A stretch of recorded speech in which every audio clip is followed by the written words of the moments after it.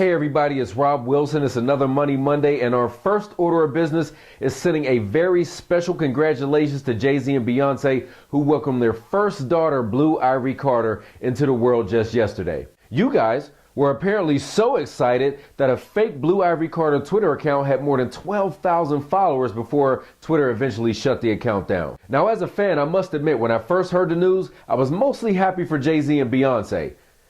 Then it dawned on me. Holy smokes, this kid just hit the genetic lottery. Now guys, don't start hating on little baby Blue.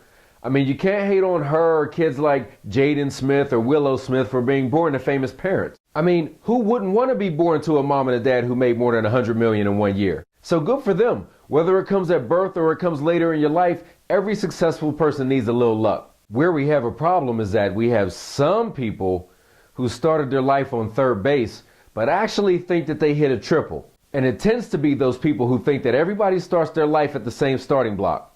But we don't. And so some of us are going to need a little more help than others in order to make it in America. So I'm just saying, maybe we should spend a couple dollars on education. Maybe make sure the banks give qualified people loans so they can start businesses. Because unless you enjoy people breaking into your house, I think we're all better off when people can be successful. But I digress. Don't worry. Even if you weren't born to famous parents, you may have already hit the geographical jackpot if you live in the U.S. Last week, an article came out that told us of the top 1% of wage earners in the entire world, 50% of them actually live in the United States. And guess what? It only takes $34,000 a year for you to be in that category. So what's this mean? Well, it means that even though we're living through some very terrible things right now, like the recession and political fighting, and the Steelers lost to the Broncos, there really is still a lot of opportunity in this country. Your job is to figure out how to take whatever hand you've been dealt, do the best with it, and create your own luck. You know, they say that luck is just the point where preparation meets opportunity. And if you check out last week's video right here, you'll see where we talked about how to get an education for free so that you can prepare yourself for the jobs that are in demand now and will be in high demand in the future. But this week, I want you to think about starting a business, no matter what it is.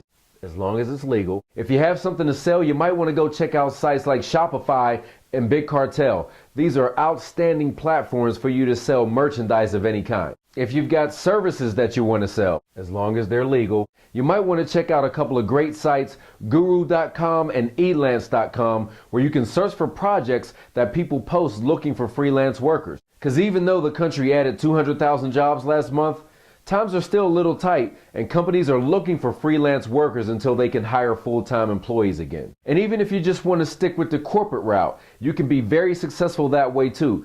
Just make sure you find yourself a coach or a mentor so they can help you avoid the mistakes that they made in the past. No matter how smart or talented you think you are, even the smartest, talented, most gifted individuals amongst us have coaches. Which brings us to our question of the week. What's the best advice you received from a coach or mentor on your way to success? Please leave your response in the comment section below on Facebook or YouTube. Send me a video response, or you can send me a tweet at Rob Wilson TV. And you never know, I might just have something to give away, so you definitely want to keep those comments coming. That's it for this week, guys. Thanks for joining me on this Money Monday. Get to work, and I'll see you next week.